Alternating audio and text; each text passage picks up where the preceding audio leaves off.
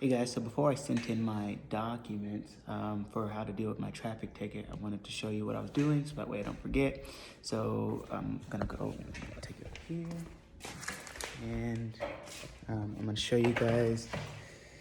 There's basically three things that I'm doing right now. The first thing is I'm basically just trying to avoid going to court. I don't want to have to drive 5 hours to go to court, even though I have like court documents and stuff prepared. I don't know how the court system works, and I think it'd be an interesting experience to actually go there and see what it's like. But for the most part, I just really don't.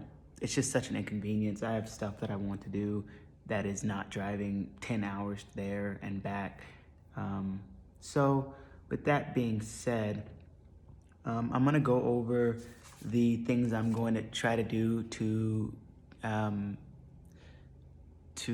keep them accountable, and then I'm gonna show you guys what I've heard, the theory and what I've seen, not necessarily for myself personally work, but what I've seen other people say that works with regards to getting a certified copy of your ticket. And then lastly, I'll show you guys if I were gonna go into court, what I was going to do to kind of litigate the case. And then that way, you guys can see all my kind of line of thinking with regards to that. Hopefully this isn't upside down when it's up there, but this is the certified ticket. And so basically, once you get, say if you're on the road and you get stopped, speeding ticket or something like that, obviously they give you your ticket. And so what I had to do is I had to drive probably 3 hours from where I was to the actual district court. Once I went to the district court, I got a certified copy of my ticket. And a certified copy, it was free. I went to district court, and it was free. And they will they'll stamp it here and they'll sign it, and that's how you know that you got a certified copy of your court case. And so basically the idea is that if you put a 10-cent stamp on it like this is in black and white because I just made a copy of it, but this is the back, on the back right hand corner. I went to the post office and had it time stamped out, but you can also, I think, write your name across it too. And I'll show you guys the one that I'm actually going to be using, which is right here. So something similar to that. I have the 10-cent stamp, and I did time stamp it out, but I don't know if you can do both or should do both, but I did both. So I time stamped it out, went to the post office, asked them if they could time stamp it. And then I also just wrote my name here too. I did it with the byline, with the beneficiary signature, and so on and so forth. Then I dated it, okay? So apparently that's supposed to pay for and take care of the taxes, okay?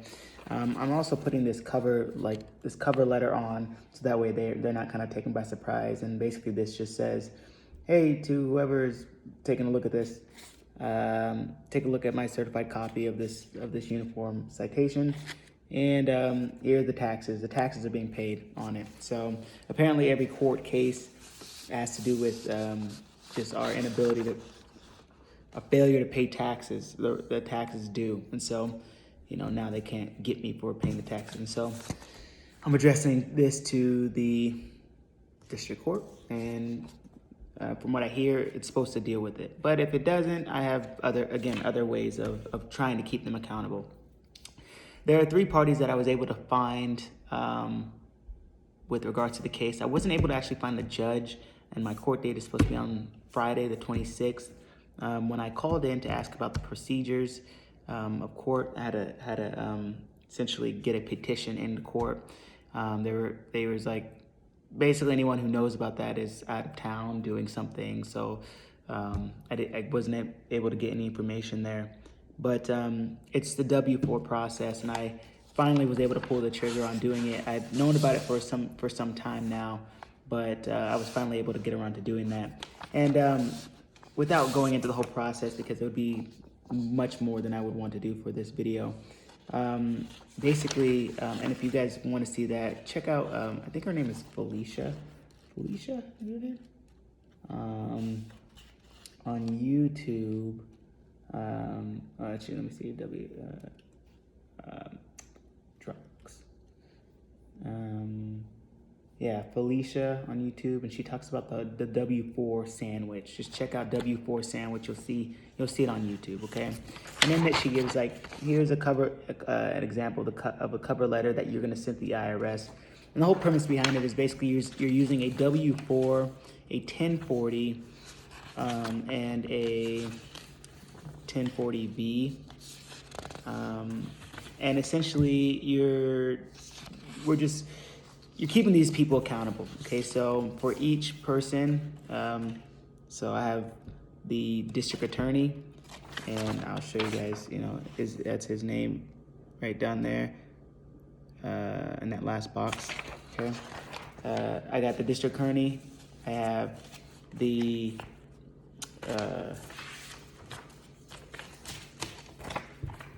the police officer who gave me the ticket, and I have his, this is another 3 forms here.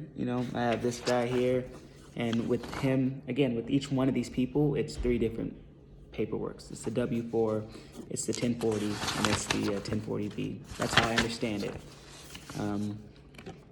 And then there's a special way that you fill out, these, which is, again, Felicia goes into great detail on it, and I think she's working with other people. I don't know if it's her process per se, but it's, she's learned it from somebody. She gives them the credit for it. And then also, there's another guy here who is the court clerk. Okay, so since they want to think that I'm an employee and I'm subject to their rules, laws, or ordinances and mandates, then I'm gonna have them be audited basically on this account that they're using the social security number for.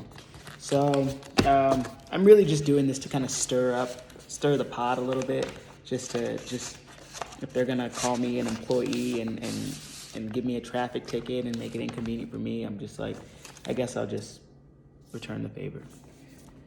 So that's the W4 process. I'm gonna send this out tomorrow, and then here's where it's going, to the Department of Treasury, and of course, this is good information that's found on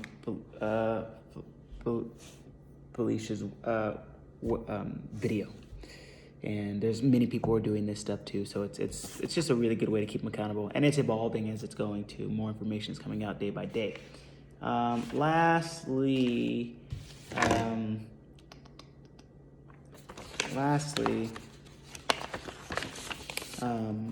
so I was going to plan to go up there, but I figured, why should I go up there?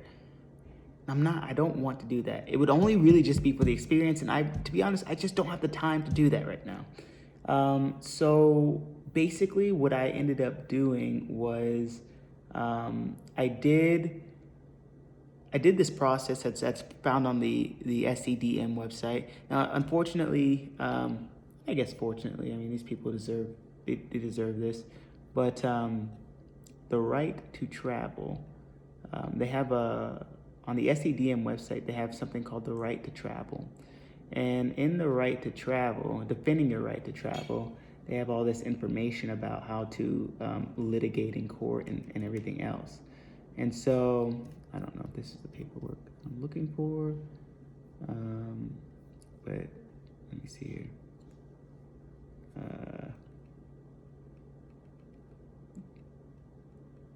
So essentially,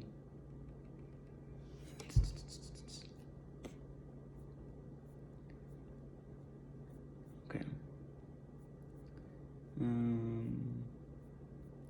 How to litigate. Sorry, guys.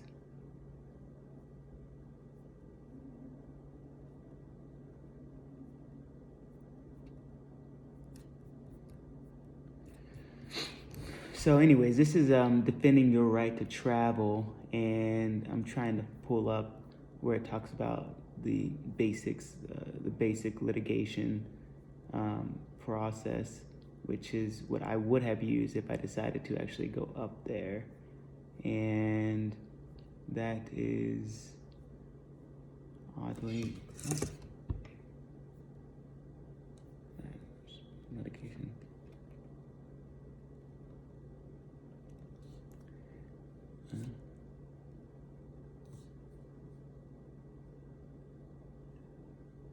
general procedures for litigating. Yeah, that's what I'm looking for. 7.5 and 7. Sorry.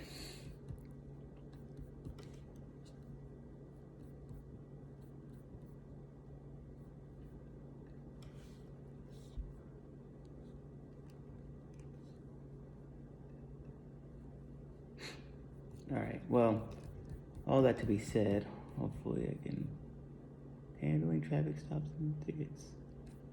That's not the one I'm looking for. I'm looking for, all right, 7.2, 7.3.